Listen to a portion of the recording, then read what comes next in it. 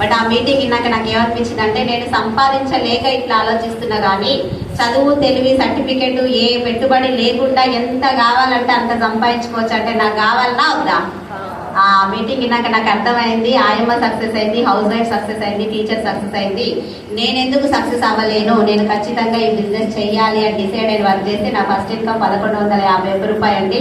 నేను ఇందులో జర్నీ చేయబట్టి 2.5 సంవత్సరాలు నా హైయెస్ట్ ఇన్కమ్ ఇప్పుడు వచ్చేసి 2,98,480 రూపాయలు. అలాగే ఆరోగ్యం వచ్చింది. ఇందాక చెప్పిన ఏ హెల్త్ ప్రాబ్లం ఇప్పుడు నాకు లేదు. షుగర్ కి అలోపతి మెడిసిన్ కంప్లీట్ గా మానేసి కూడా సంవత్సరం ఎప్పుడో దాటిపోయింది. ఆరోగ్యంతో పాటు నెలకు 3 లక్షలే కాకుండా 14 లక్షలు పెట్టి నేను కూడా కియా సోనెట్ కార్ తీసుకున్నా. అలాగే 14 లక్షలు పెట్టి ఫస్ట్ టైం నా లైఫ్ లో తీసుకున్న ప్రాపర్టీ అండి. ఎందుకంటే పెళ్ళైన దగ్గర నుంచి ఎప్పుడు శాలరీ వస్తుంది పోతుంది వస్తుంది పోతుంది, అప్పు లేదు, అప్పుతే ఏమంటారు కదా, వెనకేసింది లేదంటారు కదా, అది ఆ సిచ్యువేషన్ లో ఉండే మేము కూడా. బట్ 14 లక్షలు పెట్టి ప్లాట్ కూడా తీసుకున్నా, 9 తులాల బంగారం తీసుకున్నా. అలాగే థాయిలాండ్, దుబాయ్ అండ్ ఖతార్ 3 దేశాలకు కూడా, థాయిలాండ్ మా సార్ని పంపించిన, దుబాయ్ అండ్ ఖతార్ నేను మా సార్ వెళ్ళి రావడం జరిగింది. ఇవన్నీ ఒక ఎత్తు అయితే మొన్న రీసెంట్ గా మార్చి 8వ తారీఖున జరిగిన ఉమెన్ ఎంపవర్మెంట్ ప్రోగ్రామ్ లో లైఫ్ టైమ్ అచీవ్మెంట్ అవార్డు కూడా సెంట్రల్ గవర్నమెంట్ నుంచి తీసుకోవడం జరిగింది. ఆ అవార్డు వచ్చిన తర్వాత మా నాన్న మాట్లాడిన మాటలతోటి నేను ఏమనుకున్నా అంటే, ఎందుకోసం నిలబడుతున్నా, ఎందుకు ఇన్ని స్ట్రగుల్స్, ఇన్ని హడీస్, ఇవన్నీ వాడి నేను ఎందుకు చేయాలని చాలా సార్లు నేను డిసప్పాయింట్ అయినా అండి.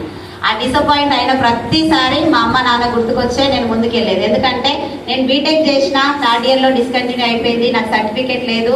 అట్లా ఇప్పటికిప్పుడు సాఫ్ట్వేర్ జాబ్ చేయలేను, చేస్తేనా కలెక్టర్ కాలేను, ఇంకే రంగంలో నేను ఇప్పటికిప్పుడు సక్సెస్ అవ్వలేను. కాబట్టి వన్ ఆఫ్ ది ఆప్షన్ అనుకోలేదు నేను, Vestige one and only option అనుకొని పని చేసి నేను ఖచ్చితంగా నా సక్సెస్ మా నాన్న చూపించాలనుకున్నా. ఆ అవార్డు వచ్చిన తర్వాత మా నాన్ననే ఒక మాట అన్నాడు. ఏమన్నాడంటే, ఇన్ని రోజులు బాలరాం కూతురు అరుంధతి అన్నారు, బట్ ఇప్పుడు మటుకు అరుంధతి మేడం వాళ్ళ నాన్న అంటున్నారా నాకు అన్నారు. ఆ మాట మా నాన్నతో చెప్పించాలి అంటే నేను ఈ బిజినెస్ లో గట్టిగా నిలబడ్డా అండి. ఎన్ని ఆటుపోట్లు వచ్చినా సంవత్సరంలో 1,00,000 అంటే సంవత్సరంలో 1,00,000 రాకపోయినా పర్లేదు, 5 సంవత్సరాలకు వచ్చిన పురుషత్ అనుకొని నేను వర్క్ చేసిన. ఇప్పుడు 2.5 సంవత్సరాలకే 3 లక్షలు తీసుకుంటున్నా.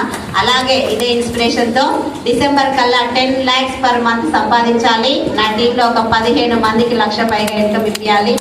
నెక్స్ట్ ఉగాది కల్లా నా టీంలో ఒక 30 కార్లు రావాలనే నేను గోల్ పెట్టుకొని వర్క్ చేస్తున్నా. సారీ, అదే అవకాశం మీకు కూడా వచ్చింది. పక్కింటోళ్ళు, ఎదురింటోళ్ళు, వీళ్ళు వాళ్ళు అన్న మాటలు, ముఖ్యంగా లేడీస్, ఇదేం తిరుగుడు, ఇదేంది, ఇది సూట్ కాదు, 1,00,000 మాటలు మాట్లాడతారు మేడం. నేను ఒకటే సమాధానం చెప్పిన, నన్ను అన్న వాళ్ళకి, ఫారెన్ వెళ్ళి సంపాదిస్తురా లేదా లేడీస్? సంపాదిస్తురా, సంపాదిస్తలేరా? సంపాదిస్తురు కదా, గ్రేటా కాదా? మరి మన పక్కూరికి వెళ్ళి సంపాదిస్తే తప్ప?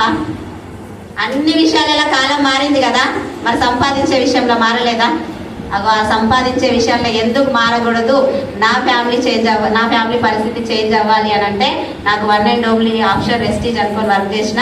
మీరు కూడా అలాగే సంవత్సరం నిలబడి కష్టపడి 1,00,000 కార్ తీసుకోవాలని నేను మనస్ఫూర్తిగా కోరుకుంటూ thank you, wish you well.